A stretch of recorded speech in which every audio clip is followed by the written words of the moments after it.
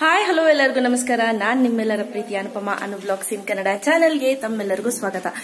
ನೋಡಿ ಗುಗ್ಗಯ್ಯ ಕತ್ಲೆ ಆಯ್ತು.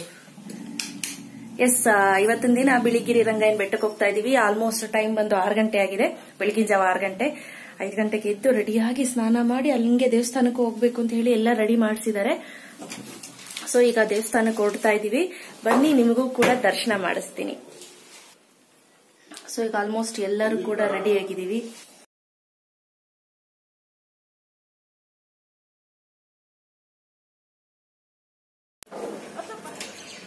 ಶಿವಣ್ಣ ಹಾಯ್ ಹೇಳಿ. ಹಾಯ್, ಬಂದೆ. ಮಾವ, ಕೊನೆ ಮಾವ. ಇದು ನಮ್ ಪ್ರಿನ್ಸೆಸ್ ದೀಕ್ಷಿತಾ. ಹಾಯ್ ಅನ್ನೋಕೆ. ಹಾಯ್. ಈಗ ನೋಡಿ ಹೊರಡ್ತಾ ಇದೀವಿ. ಈ ಪ್ರಕೃತಿ ಸೌಂದರ್ಯನ ಸವಿಯೋದೇ ಒಂಥರ ಮಜಾ. ನೋಡಿ, ಸೂರ್ಯ ಹುಟ್ಟುತ್ತಾ ಇದ್ದಾನೆ, ಎಷ್ಟು ಚೆನ್ನಾಗಿ ಕಾಣಿಸ್ತಿದೆ ಅಲ್ವಾ. ನೋಡ್ತಾ ಇದ್ರೆ ಒಂಥರ ಖುಷಿಯಾಗತ್ತೆ. ನೋಡಿ, ಮುಂಜಾನೆ ಈ ಸೂರ್ಯ ಹುಟ್ತಾ ಇರೋದು ನೋಡ್ತಾ ಇದ್ರೆ ತುಂಬ ಖುಷಿಯಾಗತ್ತೆ. ಮತ್ತು ಏನೋ ಸೂರ್ಯ ಕಣ್ಣ ಮುಚ್ಚಾಲೆ ಆಡ್ತಿದ್ದಾನೇನೋ ಗಿಡದ ಹತ್ರ ಮರದ ಹತ್ರ ಅವಸ್ಕೊಂಡು ಅಂತ ಅನಿಸುತ್ತೆ. ಮತ್ತು ಯಾರೋ ಟಾರ್ಚ್ ಹಾಕಿದಾರಾ ಅಂತ ಆ ರೀತಿ ಫೀಲ್ ಆಗುತ್ತೆ. ನೀವು ನೋಡ್ತಿದ್ದೀರಲ್ವ, ಆ ಸೊಬಗು, ಆ ಸೌಂದರ್ಯ ಸವಿಯೋದೇ ಒಂಥರ ಮಜಾ ಕಣ್ರಿ, ಏನೇ ಆಗಲಿ. ಈಗ ನೀವು ನೋಡ್ತಾ ಇರ್ಬೋದು, ಕಾವೇರಿ ನದಿಗೆ ಅಡ್ಲ ಕಟ್ಟಿರೋಂಥ ಸೇತುವೆ ಮೇಲ್ಗಡೆ ನಾವು ಹೋಗ್ತಾ ಇದ್ದೀವಿ.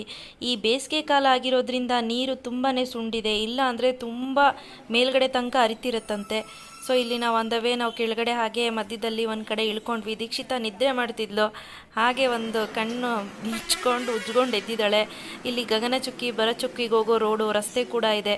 ಸೊ ಇಲ್ಲಿ ಹಾಗೆ ಒಂದು ರೌಂಡು ಟೀ ಕುಡಿಯೋಣ ಅಂತ ನಿಲ್ಲಿಸಿದ್ರು. ಸೊ ಇಲ್ಲಿ ಒಂದು ಸ್ವಲ್ಪ ಹೊತ್ತು ಕೂತಿದ್ದು ಒಂಥರ ನೋಡ್ಲಿಕ್ಕೆ ಹಳ್ಳಿ ವಾತಾವರಣ. ಎಷ್ಟು ವರ್ಷ ಆಗಿತ್ತು ನೋಡಿ.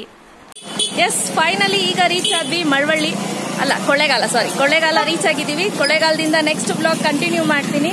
ಸ್ವಲ್ಪ ಏನಾದರೂ ಊಟ ಮಾಡೋಣ, ಟಿಫನ್ ಮಾಡೋಣ ಅಂತೇಳಿ. ಗಲೀಜ್ ಜಾಗ, ಸ್ವಲ್ಪ ಎಲ್ಲ ಗಲೀಜಿದೆ, ಬಟ್ ಸ್ಟಿಲ್ ಓಕೆ. ಬಟ್ ನೋಡಿ, ಸ್ವಚ್ಛವಾಗಿ ಎಲ್ಲ ಸಿಗುತ್ತೆ ಅಲ್ಲಿ. ಅವನು ಸೊ ನೈಸ್.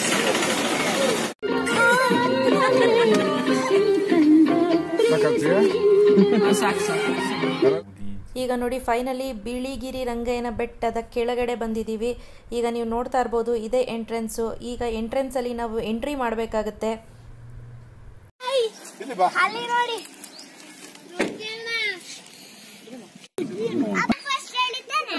ನವಿಲ್, ಹೌದಮ್ಮ ನವಿಲ್.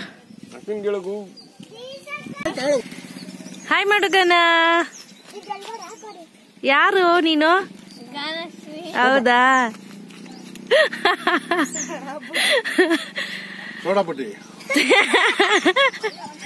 ಫ್ಯಾಷನ್ ಸೋಡಾ ಬುಡ್ಡಿ ಅಲ್ವೇನಪ್ಪ, ಯಾವಾಗ್ಲೂ ಹಾಕೊಳ್ಳಲ್ಲ ಅಲ್ವೇನಮ್ಮ ನೀನು? ಈಗ ನೋಡಿ, ಒಳಗಡೆ ಕಾರ್ನಲ್ಲಿ ಹತ್ಬಿಟ್ಟು ಒಳಗಡೆ ಹೋದ್ವಿ. ಈ ಕಾಡಿನ ವಾತಾವರಣ ಹೇಗಿರುತ್ತೆ ಅಂದರೆ ತುಂಬ ಚೆನ್ನಾಗಿರುತ್ತೆ. ಎಸ್ಪೆಷಲಿ ಇದು ಬೇಸಿಗೆಗಾಲ ಆಗಿರೋದ್ರಿಂದ ಒಣಗೋಗಿದೆ ಗಿಡಗಳು. ಸೊ ನೋಡಿ ಇಲ್ಲಿ ಕಾಣಿಸ್ತಿದೆ ಎಲ್ಲ ಜಿಂಕೆ.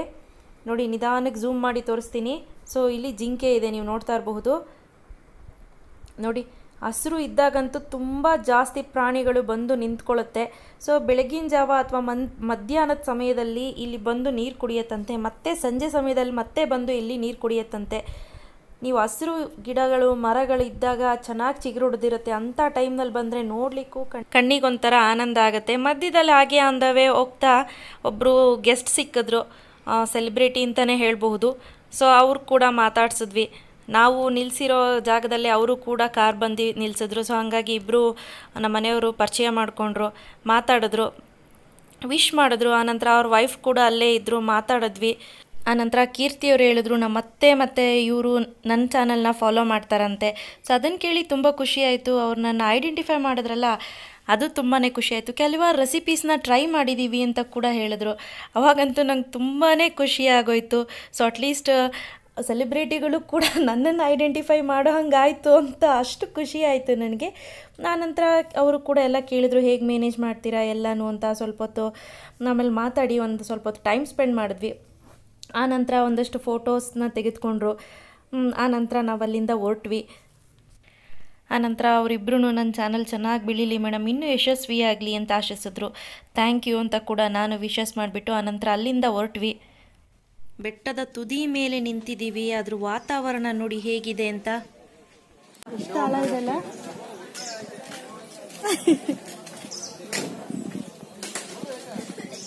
ಜಂಪ್ ಹೊಡಿಲ್ಲ ಸುನಿ ನೋಡಿ, ಜಂಪ್ ಹೊಡೆದ್ರೆ ಅಲ್ಲೆಲ್ಲಾದ್ರೂ ತಡ್ಕೊಂಡಿರ್ತೀನಿ. ಎಷ್ಟು ಚೆನ್ನಾಗಿದೆ ನೋಡಲಿಕ್ಕೆ ಅಂದರೆ, ಯಾರೋ ಒಂದಷ್ಟು ಮಣ್ಣ ತೊಗೊಂಡು ಬಂದು ಇಲ್ಲೊಂದು ಸ್ವಲ್ಪ ಅಲ್ಲೊಂದು ಸ್ವಲ್ಪ ಗುಡ್ಡೆ ಗುಡ್ಡೆ ಥರ ಹಾಕಿದ್ದಾರೆ ಅನ್ನೋ ರೀತಿ ಫೀಲ್ ಆಗುತ್ತೆ. ದೂರದ ಬೆಟ್ಟ ನುಣ್ಣಗೆ ಅಂತ ಹೇಳ್ತಾರಲ್ಲ, ಎಷ್ಟು ಒಳ್ಳೆ ಪದಗಳ ಜೋಡಣೆ ಮಾಡಿದಾರಲ್ವ ಈ ಕವಿಗಳು. ನೋಡಿ, ನೋಡಲಿಕ್ಕೆ ನಿಜವಾಗ್ಲೂ ಎರಡು ಕಣ್ಣು ಸಾಲದು. ನೋಡಿ ಆ ಬೆಟ್ಟ ನೋಡಿ, ಆ ಸೌಂದರ್ಯ ನೋಡಿ, ನಿಜವಾಗ್ಲೂ ಇನ್ನೂ ಮಳೆಗಾಲದಲ್ಲಿ ಬಂದಿದ್ರಂತೂ ಆಹಾ, ಆ ಚೂಪು ಚೂಪಾದ ಬೆಟ್ಟಗಳು, ಆ ಬೆಟ್ಟದ ಮಧ್ಯೆ ಇರುವಂತಹ ಮನೆ, ಆ ಬಿಳಿ ಮನೆ ಕಾಣಿಸ್ತಿದೆ ಅಲ್ಲ, ಎಷ್ಟು ಚೆನ್ನಾಗಿ ಕಾಣ್ತಿದೆ ಅಲ್ಲ ಆ ಮನೆ ನೋಡಲಿಕ್ಕೆ. ಆ ಬೆಟ್ಟದ ತುದಿ ಮಧ್ಯದಲ್ಲಿದೆ, ಅದರಲ್ಲೂ ನಿಜವಾಗ್ಲೂ ಒಂಥರ ನಮಗೆ ಮನಸ್ಸಿಗೆ ಶಾಂತಿ ಸಿಗೋವಂಥ ಜಾಗ ಅಂತಲೇ ಹೇಳ್ಬೋದು. ಈಗ ಮೆಟ್ಲತ್ತಿ ನಾವೆಲ್ಲ ಹೊರಡ್ತಾ ಇದ್ದೀವಿ ಮೇಲ್ಗಡೆ. ಈಗ ನೀವು ನೋಡ್ತಾ ಇರ್ಬೋದು, ಮೇಲ್ಗಡೆ ಹತ್ಕೊಂಡು ಹೋಗ್ತಾ ಇದ್ದೀವಿ. ಮೆಟ್ಲುಗಳು ತುಂಬ ಏನು ಜಾಸ್ತಿ ಇಲ್ಲ. ಮುಂಚೆ ಆದರೆ ತುಂಬ ಮೆಟ್ಲುಗಳಿತ್ತು. ಆ ಟೈಮ್ನಲ್ಲಿ ಮುಂಚೆ ಒಮ್ಮೆ ಬಂದಾಗ ಒಂದ್ಸತಿ ಹಾವು ಸಿಕ್ಕಿತ್ತು, ನಾಗರಾವು ಸಿಕ್ಕಿತ್ತು ದೀಕ್ಷಿತನಿಗೆ. ಇಲ್ಲಿ ಸಣ್ಣ ಪುಟ್ಟ ಏನು ಆಯುರ್ವೇದಿಕ್ ಶಾಪ್ಗಳಿದ್ದಾವೆ. ಆನಂತರ ಇಲ್ಲಿ ನೋಡ್ತಾ ಇರ್ಬೋದು, ಕಾಯಿ ಹೊಡಿಲಿಕ್ಕೆ ಒಂದು ಸಪ್ರೇಟ್ ಜಾಗ ಇದೆ, ತೀರ್ಥ ಬಿಡಿಸ್ಕೊಂಡು ಹೋಗ್ಲಿಕ್ಕೆ ಒಂದು ಸಪ್ರೇಟ್ ಜಾಗ ಇದೆ. ಮತ್ತು ಇದೇನಪ್ಪ ಇನ್ನೊಂದು ಮೋಸ್ಟ್ ಇಂಪಾರ್ಟೆಂಟ್ ಥಿಂಗ್ ಏನಪ್ಪ ಅಂದರೆ, ಇದು ಟೆಂಪರವರಿ ಅಂತೆ. ಮೇಲ್ಗಡೆ ಗರ್ಭಗುಡಿಯಲ್ಲಿ ಇದ್ದಿದ್ದು, ಮೇಲ್ಗಡೆ ಇದ್ದಿದ್ದನ್ನ ದೇವ್ರನ್ನ ತೆಗೆದುಕೊಂಡು ಬಂದು ಈಗ ಇಲ್ಲಿಟ್ಟು ಪೂಜೆ ಮಾಡ್ತಿದ್ದಾರೆ. ಅಲ್ಲಿ ಕನ್ಸ್ಟ್ರಕ್ಷನ್ ಫುಲ್ ಕಂಪ್ಲೀಟಾಗಿ ಮುಗಿದ ನಂತರ ಮತ್ತೆ ದೇವ್ರನ್ನ ಅಲ್ಲಿಗೆ ಶಿಫ್ಟ್ ಮಾಡ್ತಾರೆ. ಈಗ ನೋಡಿ, ಈಗ ನಿಮಗೆ ದೇವ್ರ ದರ್ಶನ ಕೂಡ ಆಗ್ತಿದೆ ಅಂತ ಭಾವಿಸ್ತೀನಿ. ಇಲ್ಲಿಂದಾನೇ ದರ್ಶನ ಮಾಡ್ಕೊಳ್ಳಿ ನೀವೂ ಕೂಡ. ಆ ನಂತರ ಅದು ಮೇಲ್ಗಡೆ ಈಗ ಕನ್ಸ್ಟ್ರಕ್ಷನ್ ನಡೀತಿದೆಯಲ್ಲ, ಆ ಜಾಗಕ್ಕೆ ಕರ್ಕೊಂಡು ಹೋಗ್ತೀನಿ ಬನ್ನಿ. ನೀವು ನೋಡ್ತಿದ್ದೀರಾ ಅಲ್ವಾ, ಹಳೆ ಕಟ್ಟಡದ ಪಕ್ಕದಲ್ಲೇ ಹೊಸ ಕಟ್ಟಡನೂ ಕೂಡ ನಿರ್ಮಾಣ ಮಾಡ್ತಿದ್ದಾರೆ ಈಗ ಆಲ್ರೆಡಿ. ನೋಡಿ, 2 ವರ್ಷ ಆಯ್ತಂತೆ ದೇವಸ್ಥಾನ ಕಟ್ಟಡ ನಿರ್ಮಾಣ ಶುರು ಮಾಡಿ. ಬಟ್ ಇನ್ನೂ ಕೂಡ ಕಟ್ಟಡ ಕಂಪ್ಲೀಟಾಗಿ ನಿರ್ಮಾಣ ಆಗಲಿಲ್ಲ. ನಮ್ಮ ಸರ್ಕಾರಕ್ಕೆ ಏನಾಗ್ಬಿಟ್ಟಿದೆ ಅಂದರೆ, ನಮ್ಮ ದೇವಸ್ಥಾನಗಳು ಅಂದರೆ ಅಸಡ್ಡೆ ಅನ್ನೋ ರೀತಿ ಆಗಿಬಿಟ್ಟಿದೆ. ನಿಜವಾಗ್ಲೂ ಒಂಥರ ಏನಾದರೂ ಕೈ ಹಿಡಿದ್ರೆ ಬೇಗ ಬೇಗ ಮುಗಿಸ್ಬಿಡ್ಬೇಕು, ಬೇಗ ಬೇಗ ಮಾಡಬೇಕು.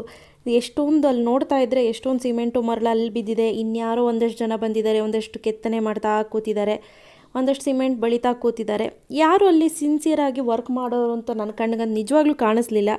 ಬಟ್ ಇದು ನಾನು ಹೇಳ್ತಾ ಇರೋ ತಪ್ಪೋ ಸರಿನೋ ಗೊತ್ತಿಲ್ಲ, ಬಟ್ ನನಗನ್ಸಿದ್ದನ್ನ ನಾನು ನಿಜವಾಗ್ಲೂ ನಾನು ಡೈರೆಕ್ಟಾಗಿ ಹೇಳ್ತಾ ಇದ್ದೀನಿ. ನೋಡಿ, ಇಲ್ಲಿ ನೀವು ನೋಡ್ತಾ ಇರ್ಬೋದು. ಆನಂತರ ಸಚ್ಚು ಅಲ್ಲಿಂದ ಇಲ್ಲಿಗೆ ಓಡಾಡ್ತಾ ಇದ್ದಾನೆ.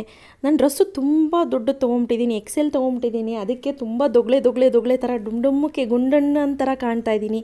ನೀವು ಇಲ್ಲೇನು ನೋಡ್ತಾ ಇದ್ದೀರಾ, ಇಲ್ಲಿ ಶಿಲೆಗಳನ್ನ ಹೊರಗಡೆ ತೊಗೊಂಡು ಬಂದು ಈಚೆ ಇಟ್ಟಿದ್ದಾರೆ. ಅದು ಕನ್ಸ್ಟ್ರಕ್ಷನ್ ಎಲ್ಲ ಮುಗಿದ ನಂತರ ಮತ್ತೆ ಆ ಶಿಲೆಗಳನ್ನ ತೆಗೆದುಕೊಂಡು ಹೋಗೋ ಅದಾದ್ರ ಜಾಗಕ್ಕೆ ಇಡ್ತಾರಂತೆ, ಅಥವಾ ಹೊಸದು ಇಡ್ತಾರೋ ಏನೋ ಗೊತ್ತಿಲ್ಲ. ಬಟ್ ಅವ್ರು ಹೇಳಿದಂಥ ಅಲ್ಲಿ ಯಾರೋ ಒಬ್ರು ಇದ್ದರು, ಅವ್ರನ್ನ ಮಾತಾಡ್ಸಿದ್ವಿ. ಅವ್ರು ಕೊಟ್ಟಂಥ ಮಾಹಿತಿನ ನಾನು ಇಲ್ಲಿ ಹೇಳ್ತಾ ಇದ್ದೀನಿ. ಈಗ ನೋಡಿ, ನಾನು ಹೋಗ್ತಾ ಇದ್ದೀನಲ್ಲ, ಅದು ಮುಖ್ಯವಾದ ದ್ವಾರ, ಅಂದರೆ ಮುಖ್ಯ ದ್ವಾರ ಅಂತ ಏನು ಹೇಳ್ತೀವಿ, ಎಂಟ್ರೆನ್ಸ್ ಅಂತ ಏನು ಹೇಳ್ತೀವಿ ಅದು. ಸೊ ಅಲ್ಲಿಂದ ನೀವು ನೋಡಿದ್ರೆ ಒಳ್ಳೆ ವ್ಯೂ ಕೂಡ ಸಿಗುತ್ತೆ. ಸೊ ಅದ್ರ ಒಳಗಡೆ ನಾನು ಹೋಗ್ತೀನಿ, ಬನ್ನಿ ತೋರಿಸ್ತೀನಿ ಹೇಗಿದೆ ಅಂತ. ನೀವು ಮುಂದೆ ಇನ್ನೊಮ್ಮೆ ಬರಬೇಕಾದ್ರೆ ನೀವು ಈ ದ್ವಾರದಿಂದನೇ ಬರಬೇಕಾಗತ್ತೆ. ಕನ್ಸ್ಟ್ರಕ್ಷನ್ ಎಲ್ಲ ಮುಗಿದ ನಂತರ ನಾನು ಹೇಳ್ತಾ ಇರೋದು. ನೋಡಿ, ಮುಂಚೆ ಎಲ್ಲ ಇಲ್ಲಿಂದನೇ ನಡ್ಕೊಂಡು ಬರ್ತಿದ್ದು, ಅಷ್ಟು ಮೆಟ್ಲುಗಳಿತ್ತು. ಬಟ್ ಈಗ ಅದನ್ನೆಲ್ಲ ತೆಗೆದುಬಿಟ್ಟು ಪಕ್ಕದಲ್ಲಿ ಇಟ್ಟಿರೋದ್ರಿಂದ ಈಗ ಆ ಮೆಟ್ಲುಗಳೆಲ್ಲ ಇಲ್ಲ. ಮತ್ತೆ ಹೊಸದಾಗಿ ಅದನ್ನೆಲ್ಲ ರಿನೋವೇಷನ್ ಮಾಡಿ ಕನ್ಸ್ಟ್ರಕ್ಷನ್ ಮಾಡ್ತಾರಂತೆ. ಸೊ ನೋಡಿ, ಆಹಾ, ಬಿಳಿಗಿರಿ ರಂಗಯ್ಯ ನೋಡಿ ಎಷ್ಟು ಚೆನ್ನಾಗಿದೆ ಅಲ್ಲ ವ್ಯೂ. ನೋಡಿ, ನನ್ನ ಮಗಳು ಎಲ್ಲೋದ್ರೂ ಮಮ್ಮಿ ಫೋಟೋ. ನೋಡಿ, ಇದೇ ಮುಖ್ಯ ದ್ವಾರ, ನಾ ಹೇಳಿದ ದ್ವಾರ. ಬಂದರೆ ಯಾವುದೇ ಕಾರಣಕ್ಕೂ ಇಲ್ಲಿ ಹೋಗೋದನ್ನ ಮಿಸ್ ಮಾಡಲೇಬೇಡಿ. ತುಂಬ ಚೆನ್ನಾಗಿದೆ. ಮತ್ತು ದೇವಸ್ಥಾನಕ್ಕೆ ತಲೆ ಬಗ್ಗಿ ಬರಬೇಕಂತೆ. ಅದು ಹಳ್ಳಿಗಳಲ್ಲಿ ಹೇಳ್ತಿದ್ರು ಆ ಕಾಲದಲ್ಲಿ. ಅದಕ್ಕೋಸ್ಕರನೇ ದೇವರಿಗೆ ತಲೆ ಬಾಗಿಸಿ ಒಳಗೋಗ್ಬೇಕು ಅಂತಲೇ ಬಾಗಿಲನ್ನ ಅಥವಾ ಹೊಸ್ಲು ಅಂತ ಏನು ಹೇಳ್ತೀವಿ ಕಡಿಮೆ ಇಡ್ತಿದ್ರು. ಈಗೇನು ನೋಡ್ತಿದ್ದೀರಾ, ಇದು ಧ್ವಜಸ್ತಂಭ ಅಥವಾ ಗರುಡಗಂಬ ಅಂತ ಹೇಳ್ತೀವಿ. ನಮ್ಮ ಕಡೆ ಗರುಡಗಂಬ ಅಂತಲೇ ಇದನ್ನು ಉಚ್ಚಾರಣೆ ಮಾಡೋದು. ಸೊ ಈಗ ನೋಡಿ, ದೇವಸ್ಥಾನದ ಒಳಗಡೆ ನೋಡೋಣ ಹೇಗಿದೆ ಅಂತ. ನೋಡಿ, ಇದೆಲ್ಲ ಕಂಪ್ಲೀಟ್ ಆದರೆ ಎಷ್ಟು ಚೆನ್ನಾಗಿರುತ್ತಲ್ವ. ನಿಜವಾಗ್ಲೂ ಪುರಾತನ ಕಾಲದನ್ನ ನಾವು ಈ ರೀತಿ ಉಳಿಸ್ಕೊಂಡ್ರೆ ಮುಂದಿನ ಜನ್ರೇಷನ್ಗೂ ಕೂಡ ನಮ್ಮ ಮಕ್ಕಳು, ಮರಿ ಮಕ್ಕಳು, ಮೊಮ್ಮಕ್ಕಳು, ಅವ್ರ ಮಕ್ಕಳಿಗೂ ಕೂಡ ತೋರಿಸೋವಂಥ ಒಂದು ಉದಾಹರಣೆಗಳು ಕೊಡಬಹುದು. ಇಲ್ಲ ಅಂದರೆ ಪುಸ್ತಕದಲ್ಲಿ ತೋರಿಸ್ಬೇಕಾಗತ್ತೆ. ಇಲ್ಲಿ ಮೂಲ ನಿವಾಸಿಗರು ಅಂದರೆ ಇಲ್ಲಿ ವಾಸ ಮಾಡೋರು ಕಾಡು ಜನ ಅಥವಾ ಸೋಲಿಗರು ಅಂತ ಕೂಡ ಕರೀತಾರೆ ಅವ್ರನ್ನ. ಅವರೇ ಇಲ್ಲಿ ತುಂಬ ಜನ ಇರೋದು.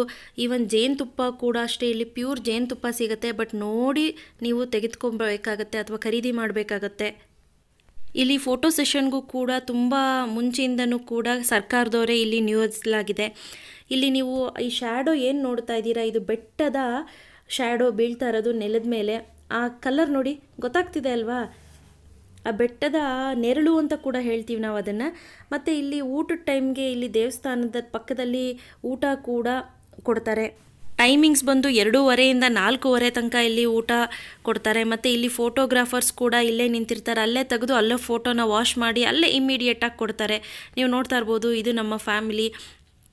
ಸುಮಾರು ಜನ ಹೋಗಿದ್ವಿ ಅಲ್ವಾ, ಎಲ್ಲರೂ ಫೋಟೋಸ್ನೆಲ್ಲ ತೆಕ್ಕೊಂಡು ಎಂಜಾಯ್ ಮಾಡ್ಕೊಂಡು ಬಂದ್ವಿ. ನನ್ನ ಜೊತೆ ಬಂದಿದ್ದವರು ಸಾಕಷ್ಟು ಜನ ಹಳ್ಳಿಯವರೇ. ಬಟ್ ಹಳ್ಳೀಲಿ ಈ ಪ್ರಕೃತಿ ವಾತಾವರಣದಲ್ಲೇ ಬೆಳೆದಿರೋರಾದರೂ ಕೂಡ ಈ ಪ್ರಕೃತಿ ಸೌಂದರ್ಯ ಅವ್ರನ್ನ ಸೆಳೆದ್ಬಿಡುತ್ತೆ. ಎಷ್ಟು ಮನಸ್ಸಿಗೆ ಸಂತೋಷ, ಎಷ್ಟು ನೆಮ್ಮದಿ ಸಿಗುತ್ತೆ ಅಂದರೆ ಅಷ್ಟು ಈ ನಮ್ಮ ಪ್ರಕೃತಿ ಮಾತೆ ನಮ್ಮನ್ನು ಕೈ ಬೀಸಿ ಕರೆದು ಬಾಚಿ ತಬ್ಬದ ಹಾಗೆ ಆಗುತ್ತೆ. ಇಲ್ಲೇ ಇದ್ಬಿಡೋಣ, ಈ ಗಿಡಗಳ ಮಧ್ಯೆನೇ ನಾವು ಒಂದಷ್ಟು ದಿನ ಎಂಜಾಯ್ ಮಾಡೋಣ ಅನ್ನೋಷ್ಟು ಮಟ್ಟಿಗೆ ನಮ್ಮನ್ನು ಸೆಳೆಯುತ್ತೆ. ನಿಜವಾಗ್ಲೂ ತುಂಬ ಖುಷಿಯಾಗುತ್ತೆ ನನಗೆ ಈ ಥರ ವಾತಾವರಣದಲ್ಲೆಲ್ಲ ನೋಡ್ತಾ ಇದ್ದರೆ. ನೋಡಿ, ದೇವಸ್ಥಾನ ಮುಗಿಸ್ಕೊಂಡು ಈಗ ನಾವು ಹೋಗ್ತಾ ಇದ್ದೀವಿ. ಹಾಗೆ ನೀವು ನೋಡಿ ಹೇಗಿದೆ ಈ ಪ್ರಕೃತಿಯ ಸೌಂದರ್ಯ.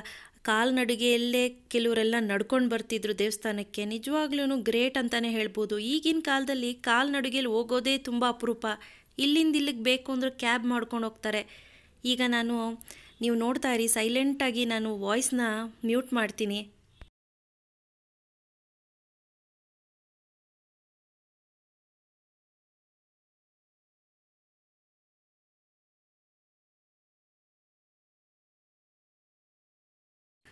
ಆನಂತರ ಸ್ನೇಹಿತರೆ ಬರ್ತಾ ಹಾಗೆ ಒಂದು ಗೂಳಿ ಸಿಕ್ತು, ಹಸು.